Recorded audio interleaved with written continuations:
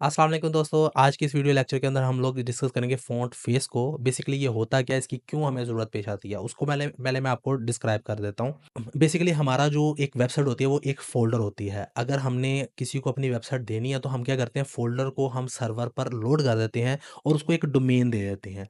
जैसे कि गूगल ने अपनी पूरी वेबसाइट पकड़ी, एक फ़ोल्डर में रखी हुई है, उसको आप उसने उठाकर अपने फ़ोल्डर जो है सर्वर पे रख दिया और उसको एक नाम दे दिया google.com। तो कोई भी आएगा google.com लिखेगा तो वो इस फ़ोल्डर को एक्सेस करता है बेसिकली। तो हम क्या करेंगे, यही हमारे फ़ोल्डर के अंदर अपना फ़ॉन्ट भी डाल देंगे। अब अगर हम फ़ॉन्ट ना डालते, कोई फ़ॉन्ट हम यूज़ कर लेते, तो हमारे कंप्यूटर में तो जो फ़ॉन्ट है वो वहाँ से कैप्चर कर लेता। लेकिन अगर मैं उसको सर्वर पे डाल देता हूँ, अगर सर्वर के सिस्टम के अंदर वो फ़ॉन्ट ना हो, उसको वो कैप्चर नहीं कर सकेगा, तो हमारे पास वेबसाइट किसी और तरीके से या किसी और फ़ॉन्ट के साथ शो होगी, जो हमारा व्यूअर होगा उसको किसी और फ़ॉन्ट के साथ शो होगी। तो ये एक गुड प्रैक्टिस नहीं होती, तो हम ये काम पहले होता था, अभी ये नहीं होता। अभी उसके 2 तरीक़ेकार हैं। एक तरीकाकार क्या है कि फ़ॉन्ट फ़ेस की मदद से हम कर सकते हैं, दूसरा गूगल फ़ॉन्ट्स की मदद से। गूगल फ़ॉन्ट्स चूँकि हमारा नेक्स्ट लेक्चर है उसमें करेंगे, अभी फ़ॉन्ट फ़ेस को डिस्कस कर लेते हैं। हम क्या करेंगे, एक फ़ो सो जो हमें अच्छा लगता है फ़ॉन्ट वो हम डाउनलोड कर लेंगे, उसको अपने फ़ोल्डर में रख लेंगे और वहाँ से हम उसको फ़ॉन्ट फ़ेस की मदद से अपनी वेबसाइट पे अप्लाई कर देंगे। तो हम जब भी वो फ़ोल्डर किसी भी सर्वर पर देंगे तो साथ में वेबसाइट के साथ फ़ॉन्ट भी जाएगा। तो वो जैसी हमें वेबसाइट नज़र आ रही है वैसी हमारे व्यूअर को भी नज़र आएगी। तो इसका मेन मकसद ये होता है कि आप फ़ॉन्ट को एक ही फ़ोल्डर में रख के वो फ़ोल्डर आप किसी को दे दें। ठीक है?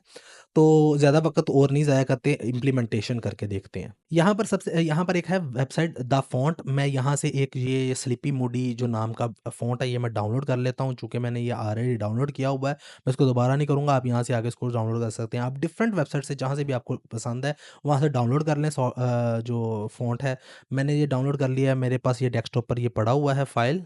ये स्लीपी मूडी ज़िप फ़ाइल आई थी, मैंने उसको एक्सट्रैक्ट कर लिया है। इसको मैं ओपन करके दिखाता हूँ, तो ये होता है फ़ॉन्ट। इसके आखिर में डॉट ओटीएफ और या डॉट टीटीएफ के नाम से ये 2 फ़ॉन्ट्स होते हैं, 2 फ़ॉन्ट की एक्सटेंशंस होती हैं, आप इसको यूज़ कर सकते हैं। इसको हम जस्ट कॉपी करेंगे, कॉपी करके और ये हमारा जो असल फ़ोल्डर है, मैं इसके अंदर काम कर रहा हूँ सीएसएस के अंदर, तो मैंने यहाँ पर आकर ये फ़ॉन्ट पेस्ट कर दिया। अब पेस्ट करने के बाद इसके अंदर गैप था, स्लीपी मूडी के दरमियान में स्पेस थी, मैंने उस स्पेस को रिमूव कर दिया है। कोशिश ये किया करें कि जो स्पेसेस होती हैं फ़ोल्डर नेम्स के अंदर या फ़ाइल नेम्स के अंदर उसको रिमूव कर दें, क्योंकि हमारा ब्राउज़र जो है इसको अंडरस्टैंड नहीं कर पाता, तो मैंने इसकी स्पेस को ख़त्म कर दिया। अब चलते हैं हम अपने कोड एडिटर में और इसको इस्तेमाल करके देखते हैं कि हम इसको कैसे इस्तेमाल कर सकते हैं। मैं यहाँ पर जाता हूँ अपने कोड एडिटर के अंदर।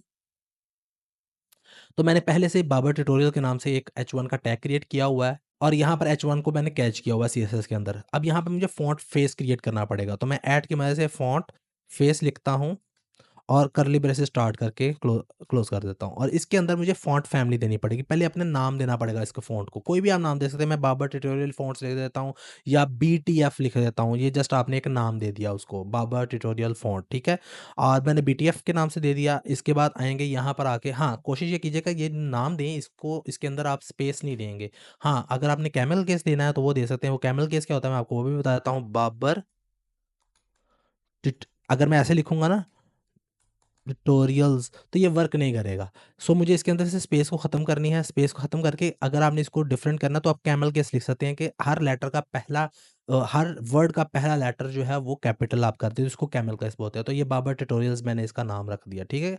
आप बीटीएफ रख लें, बाबर ट्यूटोरियल्स रख लें, एबीसी रख लें, आप पर है। अब यहाँ पर आता हूँ, मैं यहाँ पर क्या दूँगा, सोर्स कॉलन यूआरएल की मदद से उसका पाथ दूँगा। अब पाथ चूँकि वो सेम फ़ोल्डर में पड़ा हुआ है, अगर मैं यहाँ पर दिखाऊँ आपको, जो हम फ़ाइल में काम कर रहे हैं वो index.html में है और उसी फ़ाइल के साथ सेम फ़ोल्डर में जो है वो sleepymodi.otf के नाम से वो पड़ी हुई है फ़ाइल। तो अब क्या करेंगे, हमें अगर पाथ पड़ा होता, लेट्स सपोज़ मैंने यहाँ पर एक फ़ॉन्ट का फ़ोल्डर बनाया होता, उसके अंदर पड़ा होता, तो मैं पाथ उसको एग्ज़ैक्ट देता फ़ॉन्ट के अंदर जाके, तो आप इसको कैप्चर कर लें। तो अभी चूँकि सेम फ़ोल्डर में है तो मुझे पाथ नहीं देना पड़ेगा, जस्ट मैं इसको sleepymodi.otf के नाम से इसको कैच कर लूँगा। ठीक है? तो ये हमारा फ़ॉन्ट इस्तेमाल हो गया। अब इसको मैं क्या करता हूँ, यहाँ पर आता हूँ H1 के बाहर ही, यहाँ पर आकर मैं इसको कहता हूँ, सॉरी, ये काम एक गलत किया है। H1 को हमने ये फ़ॉन्ट नहीं देना, सॉरी, ये स्टाइल के अंदर आके देना था। ये एक मिस्टेक हो गई मेरे से। ओके? इस तरीके से। ये स्टाइल के अंदर देनी है, H1 को नहीं देना। ये आपने स्टाइल के अंदर आके स्टाइल शीट को आपने ये फ़ॉन्ट फैमिली दे देनी है, फ़ॉन्ट फेस दे देना है। अब मैंने इसको इस्तेमाल कैसे करना है, H1 के अंदर आकर फ़ॉन्ट फैमिली दूँगा। जैसे वहाँ पे मैं एरियल वगैरह देता था, यहाँ पर अब मैं क्या दूँगा, बाबर ट्यूटोरियल्स। ठीक है? सेव करते हैं, तो ये देखिएगा यही वाला फ़ॉन्ट यहाँ पर अप्लाई हो गया। अब जब भी आप ये फ़ोल्डर किसी को देंगे, किसी ब्राउज़र पे जाएगा, किसी सर्वर पे जाएगा, तो उस वो खुद ब खुद ये वाला फ़ॉन्ट हमारे ही फ़ोल्डर में से फेच करके, तो जैसी हमें वेबसाइट नज़र आ रही होगी, सारे व्यूअर्स को भी सेम वैसी ही वेबसाइट सेम फ़ॉन्ट के साथ नज़र आएगी। तो अगर आप लोगों को कोई क्वेश्चन हो, तो आप लोग कमेंट सेक्शन में पूछ सकते हैं। नेक्स्ट वीडियो में मुलाकात हुई है नेक्स्ट लेक्चर के साथ, तब तक के लिए मुझे दें इजाज़त। Good bye.